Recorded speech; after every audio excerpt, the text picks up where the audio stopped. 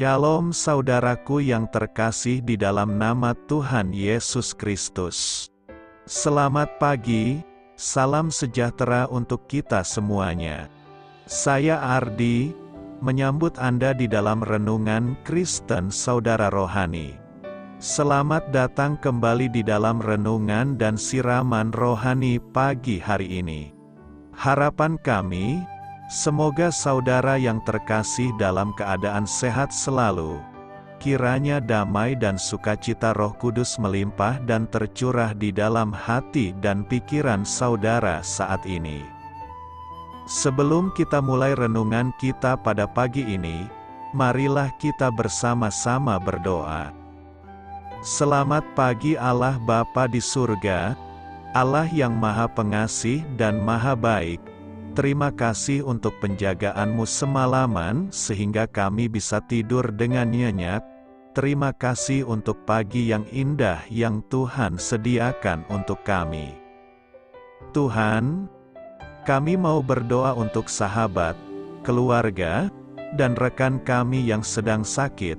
Kiranya Tuhan berkenan untuk menjamah, Tuhan berkenan untuk menyembuhkan segala penyakit yang ada di dalam dirinya. Bagi sahabat pendengar kami yang sedang sakit, berkati juga obat yang dikonsumsi, dokter, perawat, serta keluarga yang mendampingi, biar mereka bisa menjalankan perannya dengan baik dan saudara kami bisa sembuh dan beraktivitas seperti sedia kala. Tuhan, pada hari ini, kami anak-anak-Mu akan melakukan berbagai aktivitas. Kami akan bekerja dan menjalankan tanggung jawab kami, kiranya Kau yang mampukan. Kami serahkan seluruh rencana dan agenda hari ini ke dalam tangan Tuhan. Biar Tuhan yang berkarya dan biarkan semua rencana sesuai dengan kehendak-Mu ya Tuhan Yesus yang baik.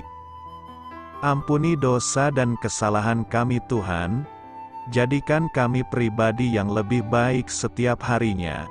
Terima kasih karena telah membolehkanku untuk kembali menghirup udara segar di pagi hari ini, menikmati seluruh anugerah yang telah Engkau berikan kepadaku. Ajar kami menjadi pribadi yang lebih baik, itu semua karena kebaikan dan curahan kasih yang nyata dari Engkau di kehidupanku. Haleluya!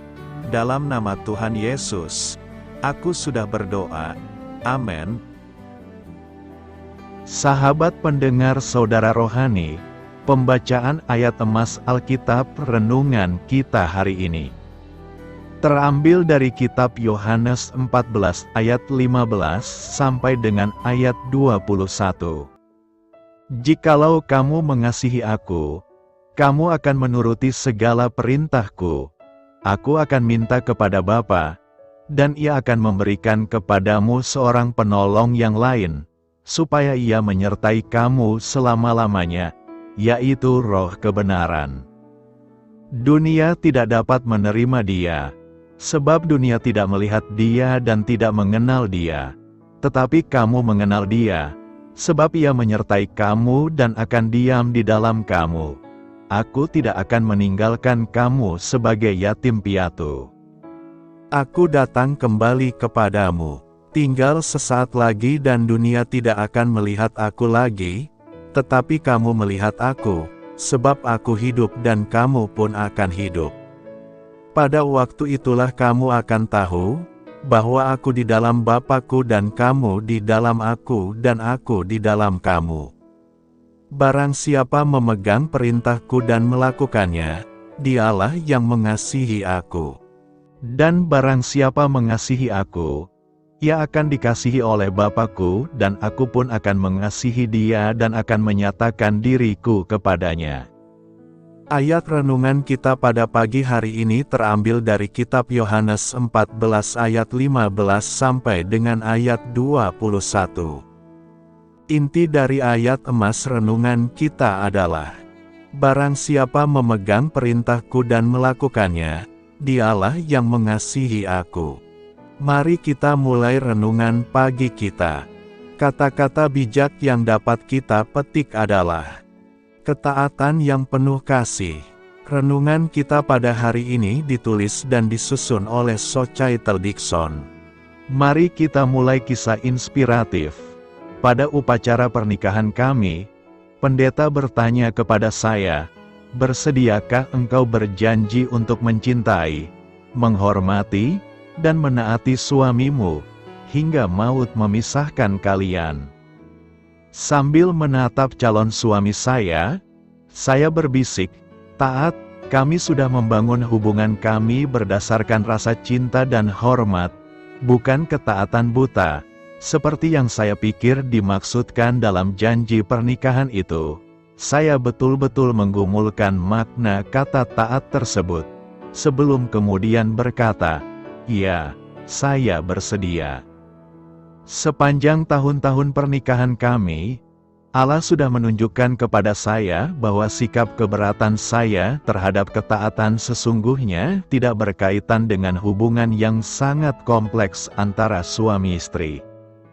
Dahulu, saya memahami ketaatan sebagai penghambaan atau ketundukan yang terpaksa, tetapi pengertian ini tidak didukung oleh Alkitab. Sebaliknya, ketaatan dalam kitab suci mengekspresikan banyaknya cara kita untuk mengasihi Allah. Bahkan setelah menikah selama 30 tahun, saya dan suami masih terus belajar mengasihi Yesus dan satu sama lain dengan kuasa Roh Kudus.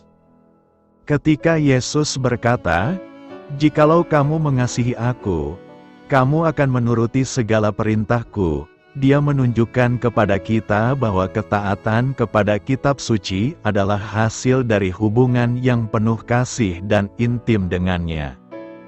Kasih Yesus adalah kasih yang tidak mementingkan diri sendiri, tanpa syarat, dan tidak pernah memaksa atau menyakiti. Saat kita mengikuti dan menghormatinya dalam semua hubungan kita dengan sesama, Roh Kudus akan menolong kita menyadari bahwa ketaatan kepadanya adalah sikap yang bijaksana dan penuh kasih sebagai ungkapan kepercayaan dan penyembahan kita. Marilah kita renungkan di dalam hati kita.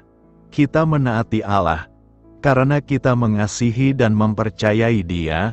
Bagaimana kesadaran akan hal itu mempengaruhi pandangan Anda tentang ketaatan yang dirindukan Allah? Bagaimana Allah telah membuktikan bahwa Anda dapat mempercayainya? Hal ini patut kamu ketahui dan menambah wawasan kamu. Yohanes 13-17, yang disebut sebagai ceramah di ruang atas, syarat dengan kebenaran teologis yang membantu kita memahami Allah Tritunggal, Bapa, Anak, dan Roh Kudus. Contoh dari hal ini terlihat dalam Yohanes 14 ayat 16-17. Ketika Yesus, Sang Anak, berkata, "Aku akan minta kepada Bapa, dan Ia akan memberikan kepadamu seorang penolong yang lain, supaya Ia menyertai kamu selama-lamanya, yaitu Roh kebenaran." Yang penting dalam pembicaraan ini adalah pengajaran tentang Roh Kudus.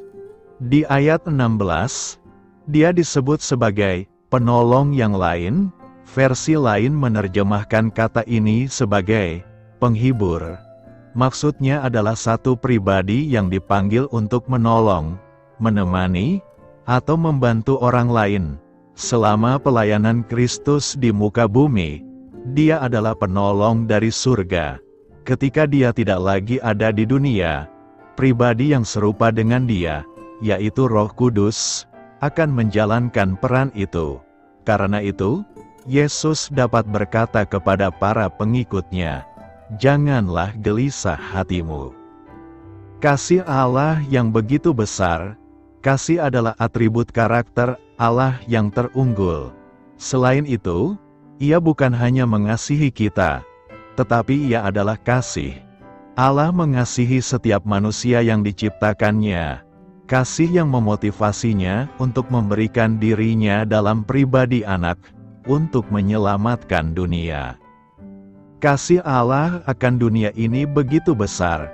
Dalam kasih-Nya ada pengampunan, penerimaan, dan keselamatan bagi setiap orang yang percaya kepadanya. Orang yang tidak percaya pasti akan binasa dan dihukum. Begitu besarnya kasih Allah kepada dunia yang berdosa ini, melalui karya putranya yang tunggal Yesus Kristus yang telah melakukan hal-hal di mana tidak dapat dilakukan oleh siapapun selain Allah. Karena kasih-Nya, Ia yang tidak berdosa rela menjadi dosa karena kita. Dari musuh Allah kini kita diangkat menjadi anak yang berhak menjadi ahli waris bersama dengan Kristus dalam kerajaan surga. Alkitab mengatakan, Ia yang tidak menyayangkan anaknya sendiri, tetapi yang menyerahkannya bagi kita semua.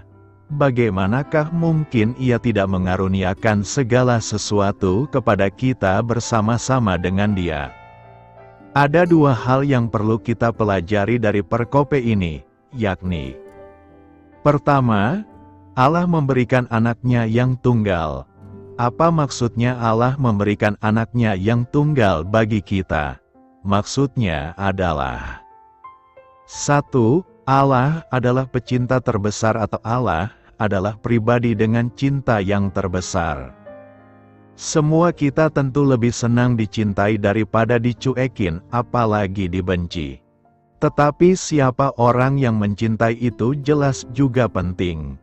Kalau kita dicintai oleh wali kota, kita pasti akan bangga sekali. Apalagi kalau yang mencintai itu gubernur atau presiden. Tetapi ayat ini tidak mengatakan bahwa wali kota atau gubernur atau presiden mencintai kita. Ayat ini mengatakan bahwa Allah mencintai kita. Wali kota atau gubernur atau presiden itu orang besar. Tetapi semua mereka tidak ada apa-apanya dibandingkan dengan Allah, yang adalah pencipta atau pemilik seluruh alam semesta dengan segala isinya. 2. Bukti bahwa Allah adalah pecinta terbesar adalah bahwa Ia memberikan anaknya yang tunggal. Ini dilakukan dengan mengutus anaknya datang ke dalam dunia, menjadi manusia sama seperti kita, kecuali dalam hal dosa, menderita dan mati di salib untuk memikul hukuman dosa kita. Jadi, ada hubungan yang sangat erat atau tak bisa dipisahkan antara Natal dan Jumat Agung. Natal harus ada supaya Jumat Agung bisa ada. Yesus dilahirkan pada Natal, supaya bisa menderita dan mati pada Jumat Agung. Menderita dan mati dengan cara bagaimana? Dengan cara yang paling mengerikan, menyakitkan, hina, dan terkutuk, penyaliban, yang didahului dengan pencambukan. Kedua, Allah memberikannya kepada dunia. Siapa yang disebut dengan istilah dunia di sini? Tentu bukan dunia dalam arti alam semesta atau bumi ini, tetapi manusianya. Tetapi manusia yang mana? Yahudi saja? Terus terang, dulu orang-orang Yahudi mempunyai pandangan bahwa yang bisa selamat itu hanya orang-orang Yahudi saja, dan Allah menciptakan orang-orang non-Yahudi hanya untuk menjadi bahan bakar di neraka. Karena itu, ada yang mengatakan bahwa kata dunia ini digunakan dalam Yohanes 3 ayat 16 ini untuk menentang pandangan Yahudi bahwa hanya orang-orang Yahudi saja yang bisa selamat. Jadi, kata dunia ini diartikan sebagai Yahudi non-Yahudi. Dengan kata lain, segala bangsa. Dari semua ini jelas bahwa Yesus adalah hadiah Natal dari Allah kepada segala bangsa, termasuk saudara dan saya, tidak peduli dari bangsa atau suku bangsa apapun kita berasal. Dan kebalikannya juga berlaku, yaitu, segala bangsa atau suku bangsa hanya mempunyai satu juru selamat atau penebus, yaitu Yesus Kristus. Timbul pertanyaan kita, mengapa Allah memberikan hadiah itu kepada kita?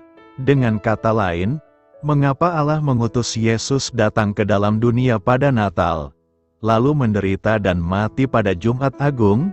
Jawabannya, Yohanes 3 ayat 16b berkata, supaya setiap orang yang percaya kepadanya tidak binasa, melainkan beroleh hidup yang kekal. Jadi, Ia memberikan anaknya yang tunggal itu supaya kita tidak binasa, atau untuk menyelamatkan dan memberikan hidup kekal kepada kita. Mungkin ada orang yang bertanya, tidak bisakah Allah menggunakan cara lain untuk menyelamatkan manusia?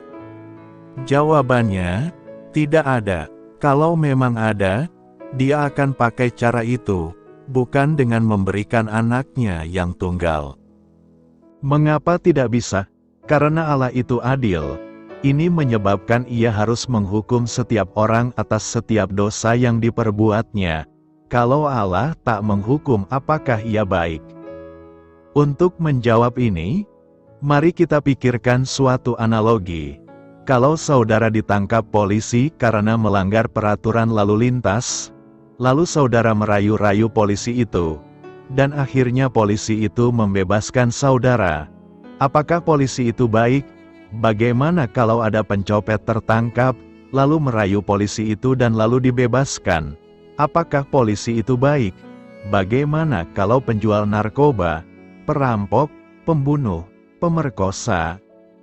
Sekarang kita terapkan kepada Tuhan Allah sendiri. Kalau Ia tidak menghukum manusia berdosa, Ia bukan Allah yang suci, benar ataupun adil.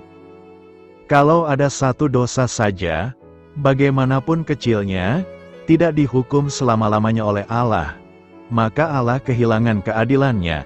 Yang bisa Ia lakukan adalah menyediakan seorang pengganti untuk memikul hukuman dosa itu. Karena itu, Ia mengutus Yesus menjadi manusia pada Natal pertama, lalu mengorbankannya pada Jumat Agung, untuk memikul hukuman dosa umat manusia. Dengan demikian, Yesus menjadi pengganti bagi kita. Renungkan, apa yang harus kita lakukan saat ini? Pertama, terimalah hadiah itu, dengan menerima dan percaya kepada Kristus.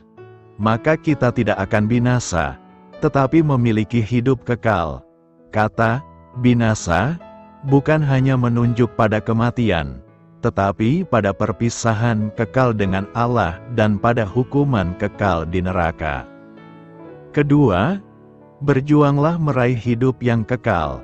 Kata hidup kontras dengan binasa, dan kontras itu juga ditunjukkan oleh kata tetapi. Dan kata tetapi ini mengkontraskan sedemikian rupa, sehingga disebut sebagai perbedaan terbesar.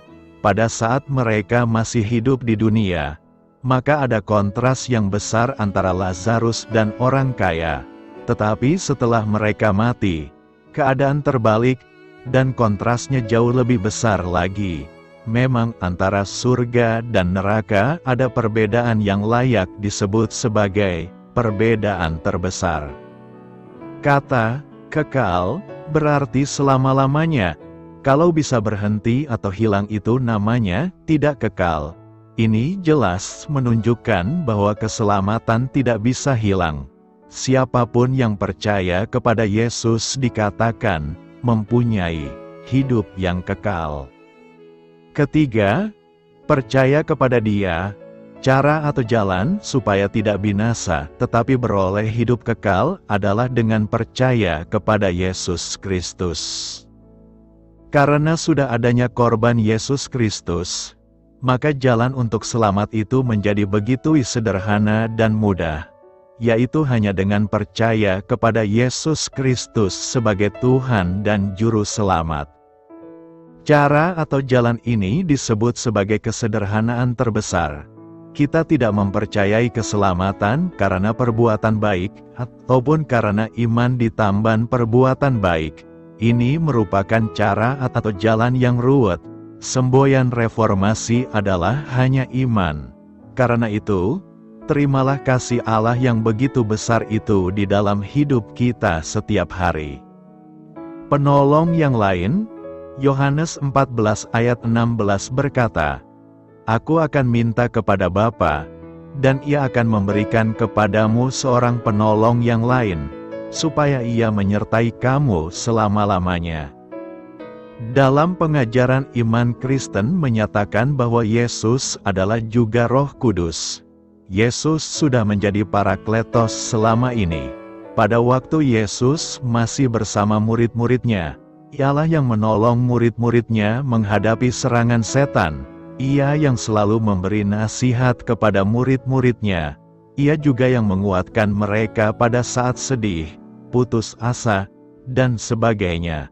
Setelah Yesus meninggalkan murid-muridnya, Yesus berjanji akan mengutus penolong yang lain. Dalam bahasa Yunani, frasa yang lain dapat digambarkan dengan dua istilah, yaitu allos dan heteros. Istilah allos memiliki arti menunjuk pada yang lain tetapi masih dalam jenis yang sama. Sedangkan heteros sendiri berarti menunjuk pada yang lain serta jenisnya berbeda. Bahasa Yunani yang digunakan dalam frasa yang lain pada Yohanes 14 ayat 16 ialah allos. Ini berarti bahwa Roh Kudus merupakan Parakletos kedua, dan Yesus merupakan Parakletos pertama. Penggunaan istilah allos dan bukan heteros dalam nas hari ini mengindikasikan bahwa Tuhan Yesus dan Roh Kudus merupakan pribadi yang berbeda namun memiliki sifat-sifat yang tetap sama, yaitu sifat keilahiannya.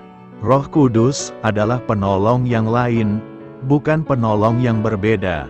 Kata yang lain menunjukkan seseorang seperti aku sendiri, yang akan mengambil tempatku, melakukan pekerjaanku. Sehingga, jika Yesus adalah seorang pribadi, maka Roh Kudus seharusnya adalah seorang pribadi juga.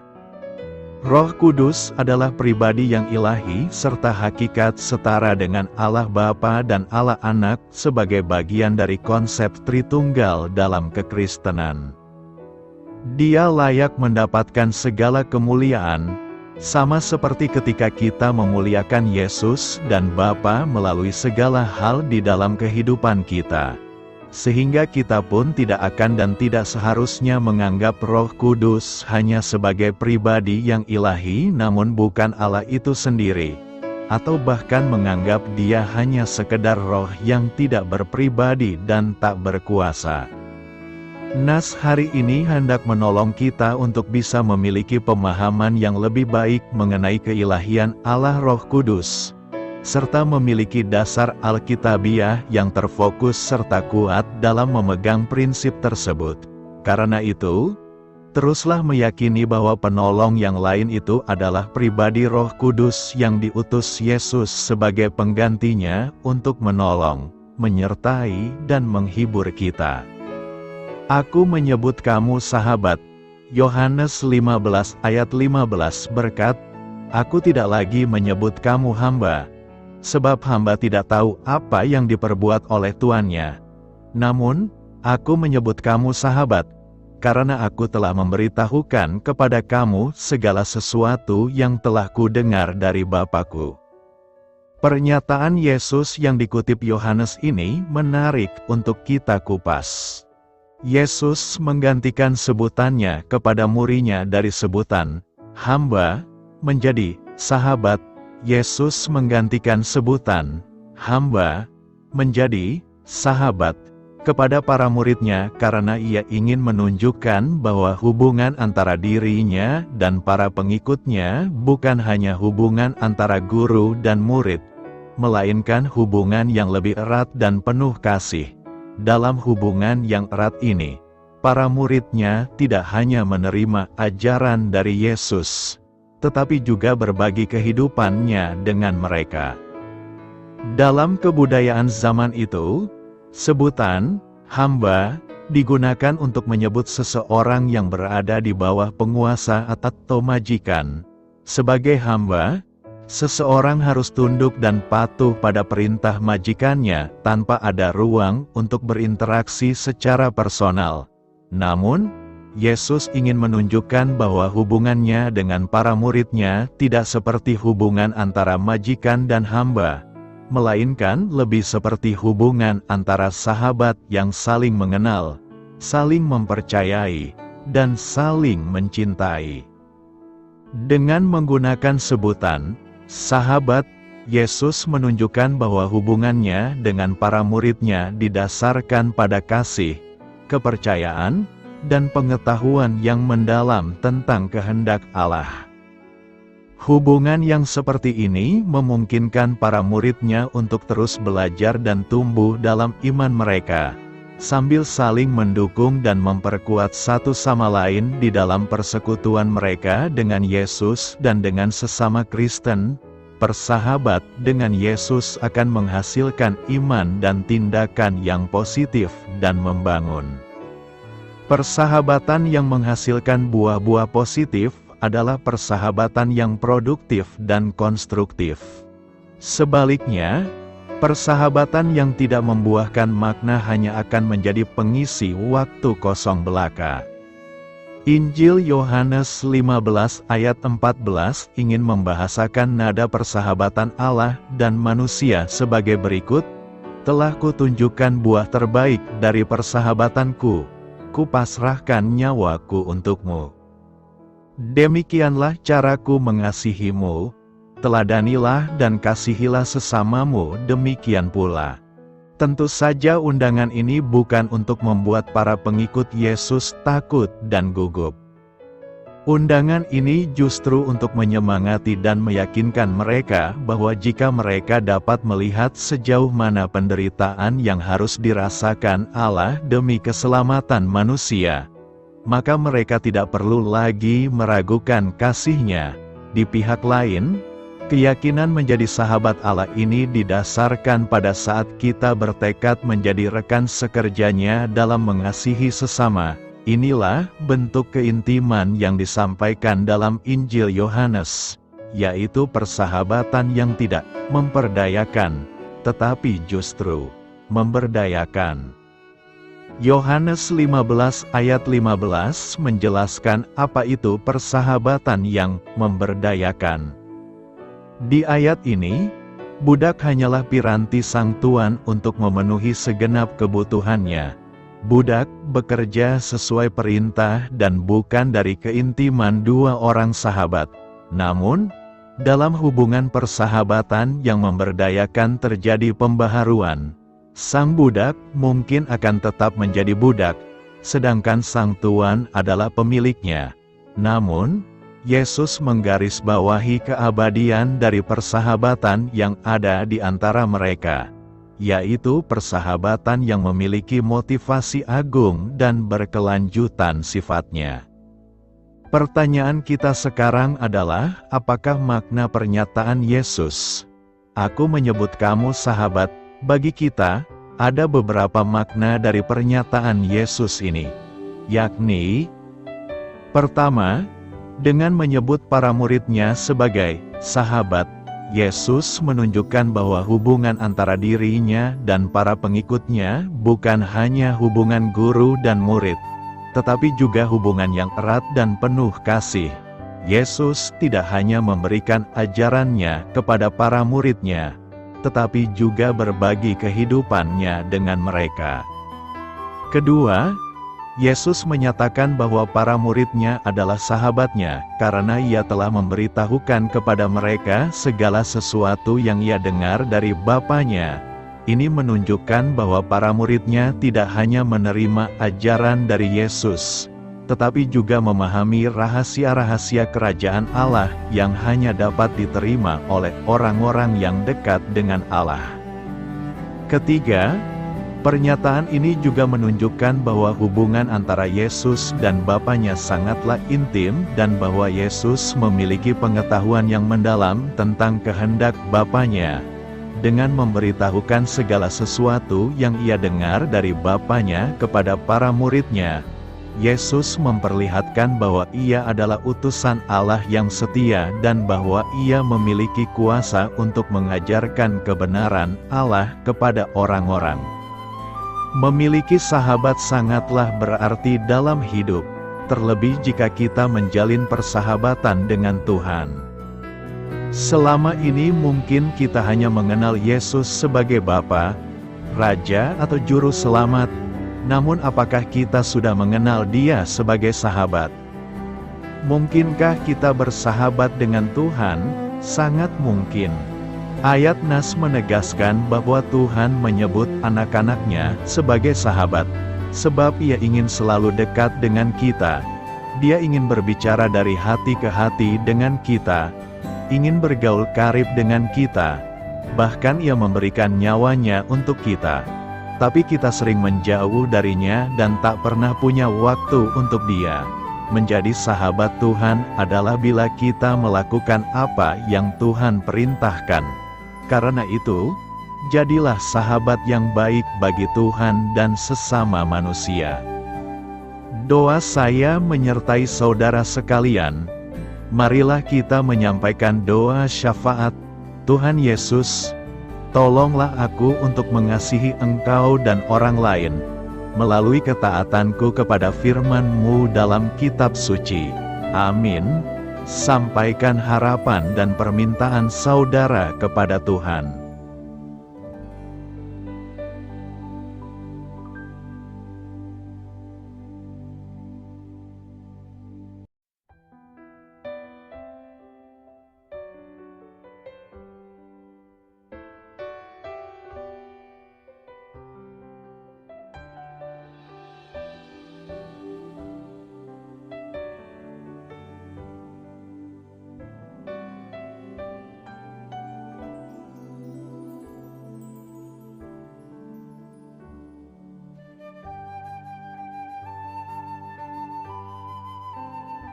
Marilah kita renungkan sahabat saudara rohani. Demikianlah renungan firman Tuhan pagi hari ini. Semoga menjadi berkat dalam hidup kita. Dan sebelum kita memulai segala aktivitas kita pagi hari ini, marilah kita berdoa. Selamat pagi Bapa, malam hari telah berganti pagi. Kehidupan baru telah Engkau berikan kembali bagi kami. Bapa Surgawi, tolonglah aku menyadari kebutuhan orang lain, supaya aku dapat membagikan apa yang telah Engkau berikan kepadaku. Pada saat aku membutuhkan, berilah aku keyakinan bahwa Engkau akan mencukupkanku, melalui orang-orang yang mengasihi-Mu, bukan karena kami pantas atau layak, namun karena kasih karunia-Mu kami boleh ada, sebagaimana kami ada di pagi hari ini. Terima kasih Tuhan, atas kesempatan baru yang telah Tuhan berikan kepada kami, untuk bisa memperbaiki diri agar kami bisa lebih layak di hadapan-Mu. Hari ini kami serahkan semua perkara dan kesulitan yang akan kami lalui ke dalam tangan-Mu. Biarkanlah kami bisa memuliakan-Mu dalam segala aktivitas yang akan kami lakukan. Amin. Biarlah firman Tuhan menjadi pengingat untuk kita semua, bahwa tuntunan dari Roh Kudus akan selalu memberi jalan keluar bagi setiap permasalahan hidup kita, dan memberi kedamaian di hati kita. Sampai jumpa di renungan pagi saudara rohani berikutnya. Kiranya Tuhan selalu memberkati saudara semua hari ini. Amin. Shalom.